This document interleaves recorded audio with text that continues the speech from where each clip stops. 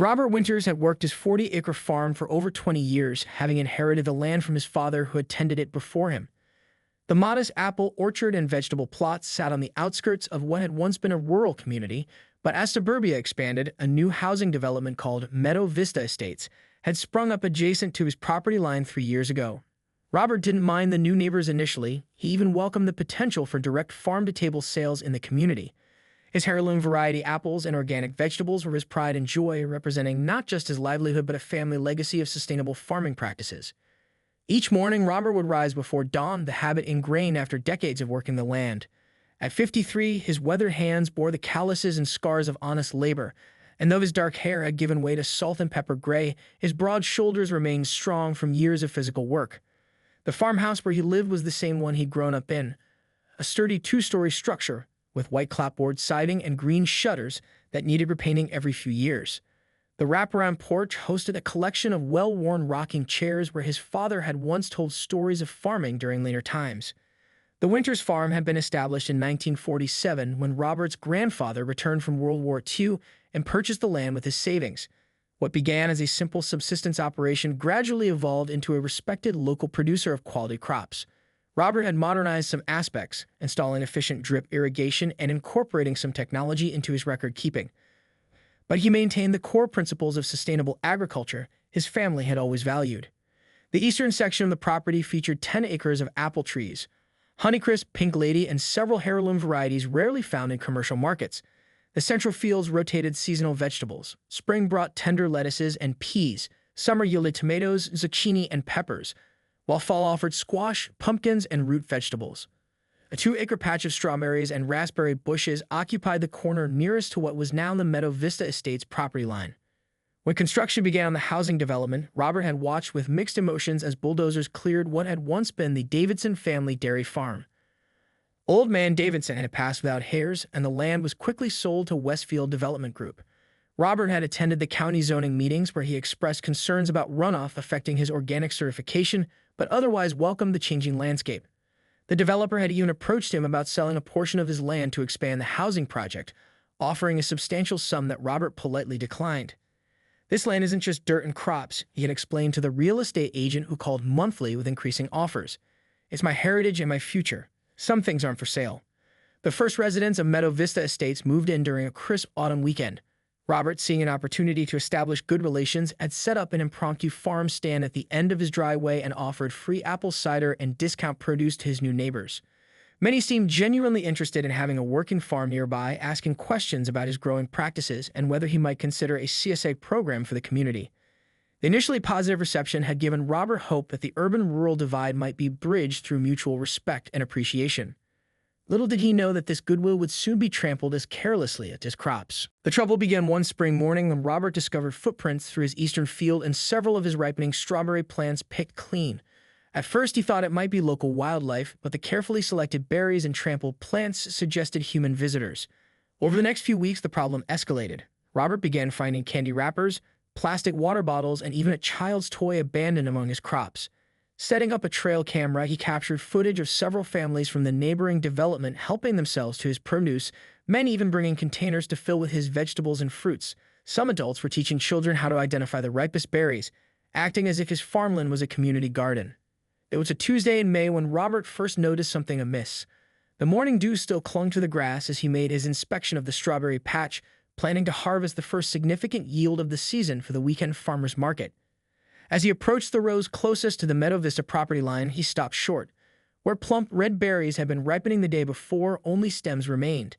The careful selection, only the ripest taken, leaving the unripe ones ruled out deer or birds, which would have damaged the plants more indiscriminately. "That's odd," he muttered to himself, crouching to examine a clear footprint in the soft soil between rows.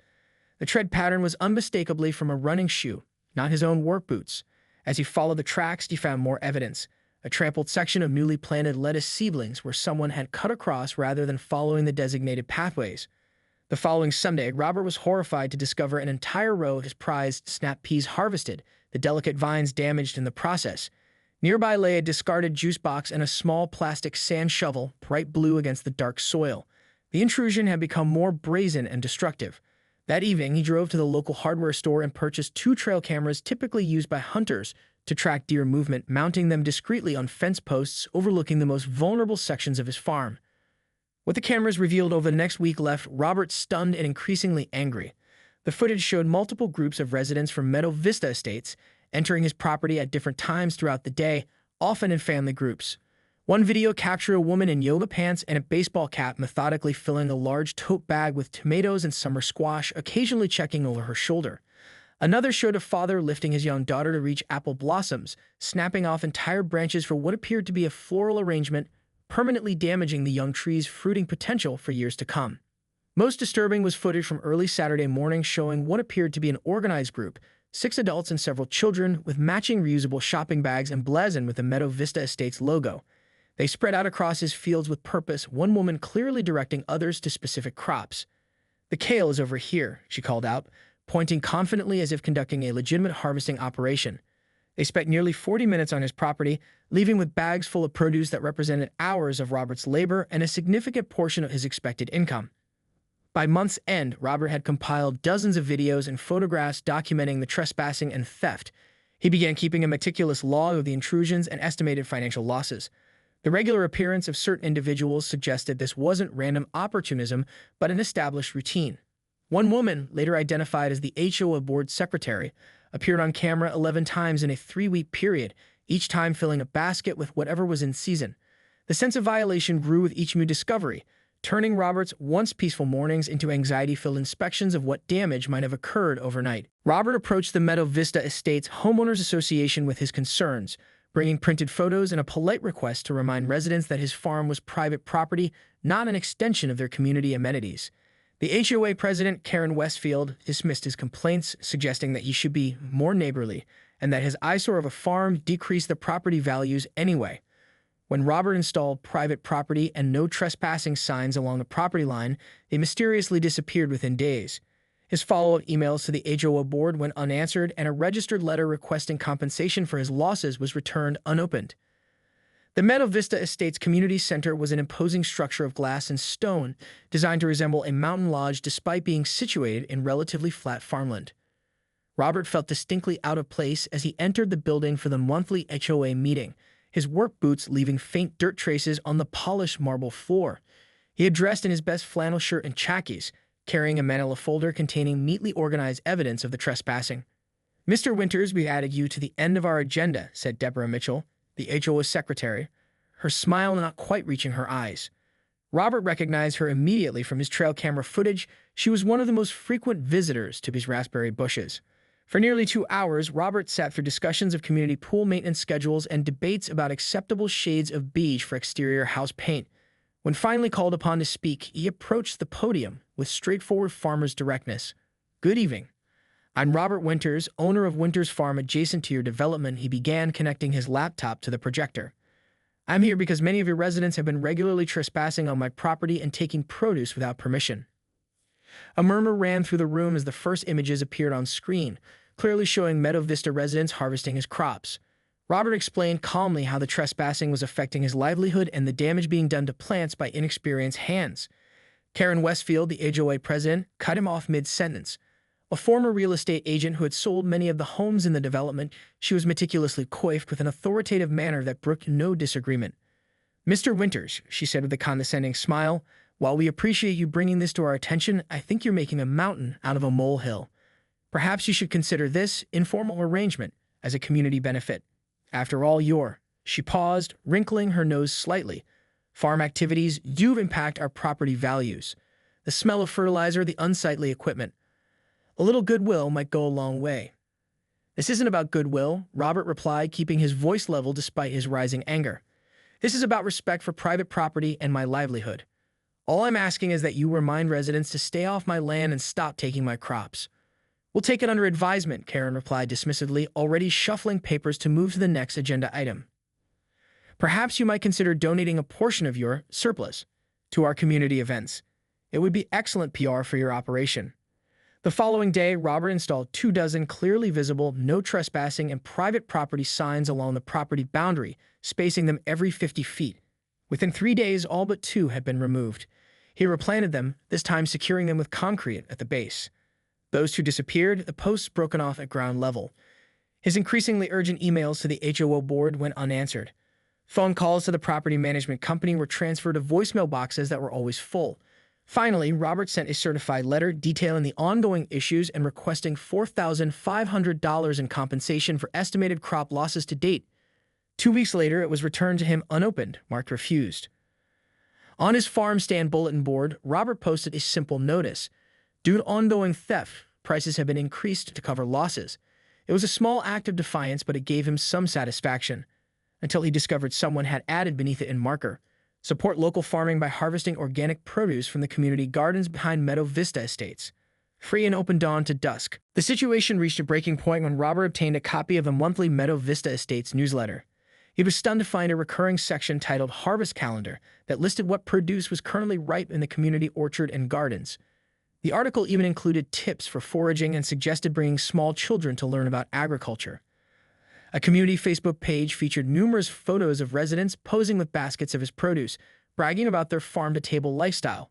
One particularly infuriating post from Karen Westfield herself showed her family's 4th of July party featuring pies made with local berries from our community garden. By Robert's calculations, he had lost nearly $15,000 in produce that season alone. The glossy newsletter arrived in Robert's mailbox by mistake, addressed to current resident at a house number that didn't exist on his rural route. He nearly tossed it into his recycling bin before the colorful photo on the front caught his eye. A sunset view of his apple orchard, captured from the Meadow Vista side of the property line. Frowning, he opened the newsletter and began to read. The discovery left him speechless.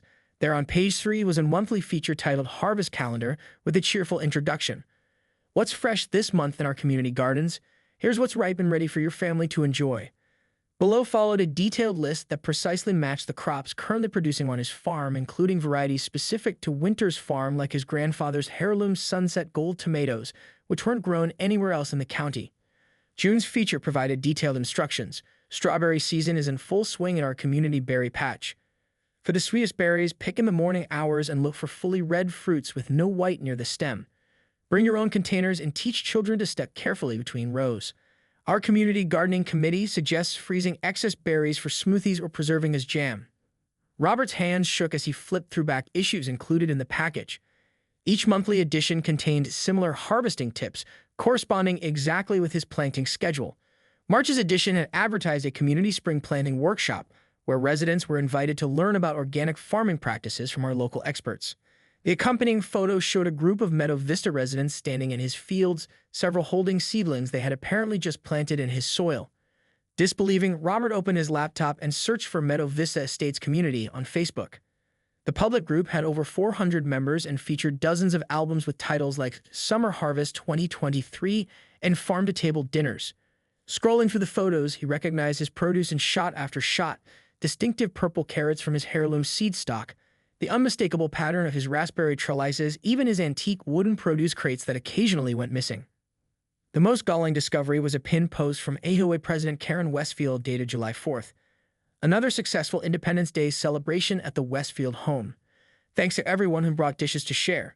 Special mention to my best in show mixed berry pies made with fresh-picked berries from our community garden.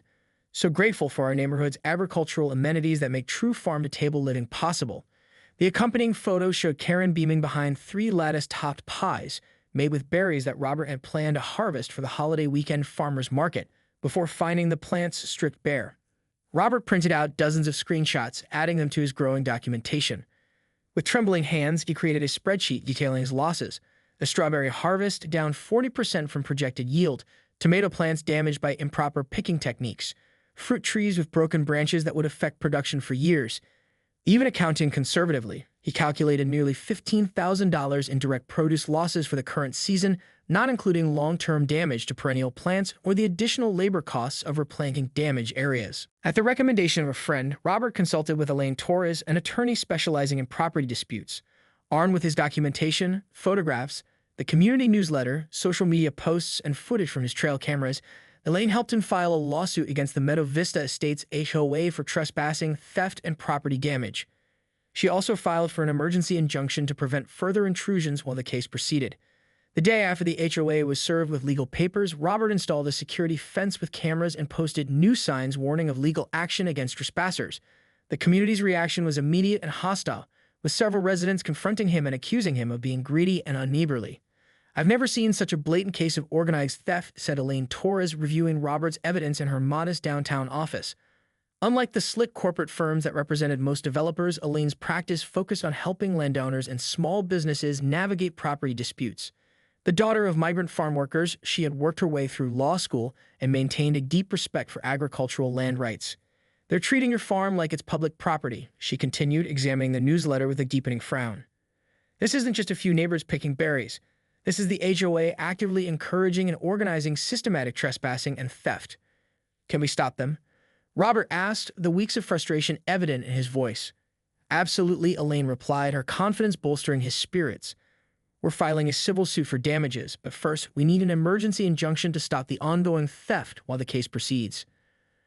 Over the next week, Elaine prepared comprehensive legal documents. The lawsuit named the Meadow Vista Estates Homeowners Association as the primary defendant, along with board members individually as co-defendants. It detailed counts of organized trespassing, theft of crops, property damage, and defamation for the HOA's characterization of his farm as an eyesore in official communications.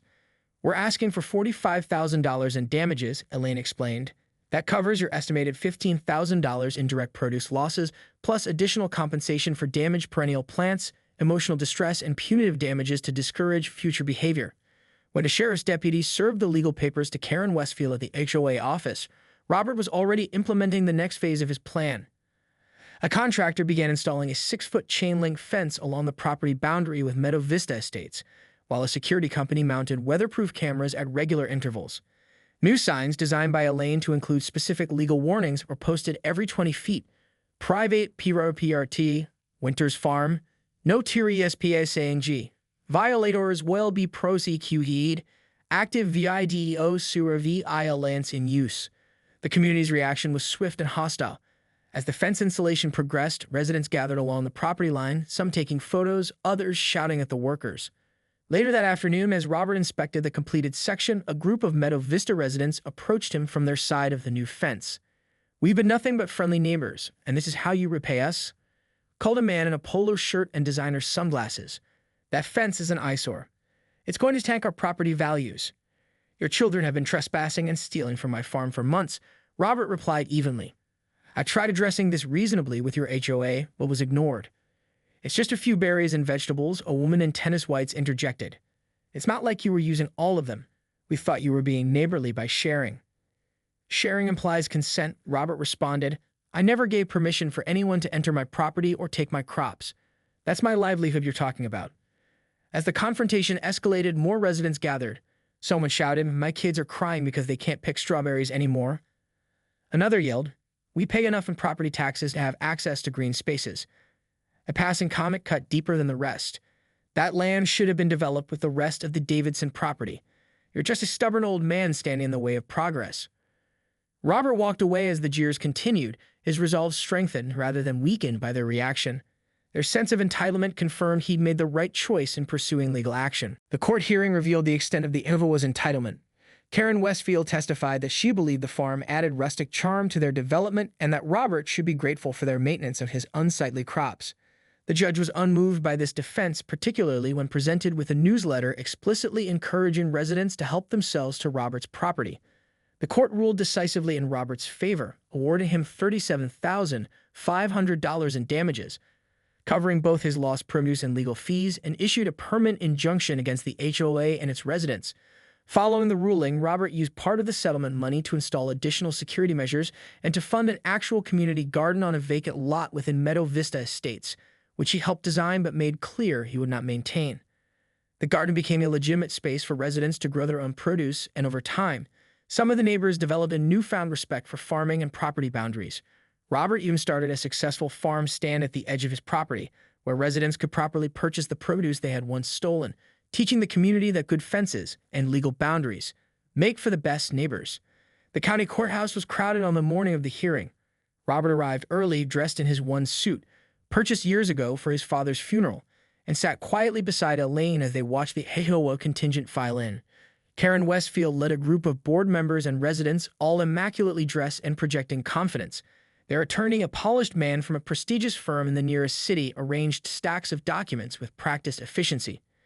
Judge Eleanor Simmons, a no-nonsense woman with 3 decades on the bench, called the court to order.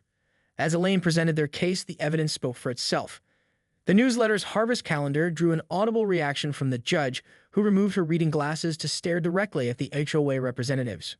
When it was the defense's turn, Karen Westfield took the stand with the same imperious attitude she had displayed at the HOA meeting. "We viewed Mr. Winter's farm as a community asset," she testified, her voice carrying the rehearsed sincerity of a veteran real estate agent. "The rustic charm it adds to our development is significant.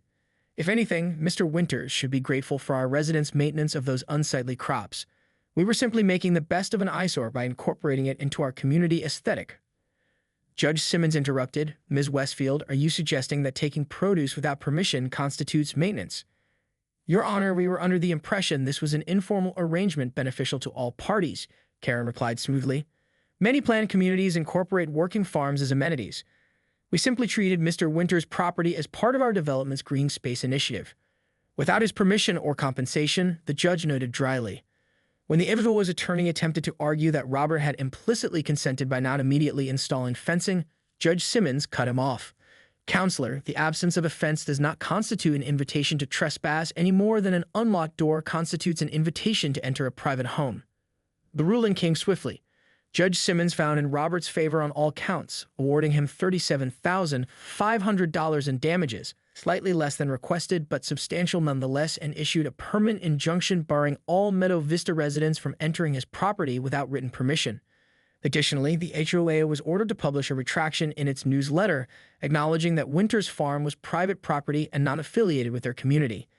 In the aftermath of the case, Robert found unexpected purpose. Using part of his settlement money, he purchased a vacant lot within Meadow Vista Estates that had been designated for a playground but remained undeveloped due to budget constraints. Working with a local nonprofit focused on urban agriculture, he established a legitimate community garden with 24 raised beds, a small orchard of dwarf fruit trees, and proper irrigation. "I'll help design it and provide initial guidance," he told the nonprofit director, "but I won't maintain it. That will be their responsibility." With the garden open that spring, only a few hesitant residents participated. By midsummer, however, all beds were claimed with a waiting list for the following year. Robert offered monthly workshops on sustainable growing practices, charging a reasonable fee that quickly became his most reliable income stream.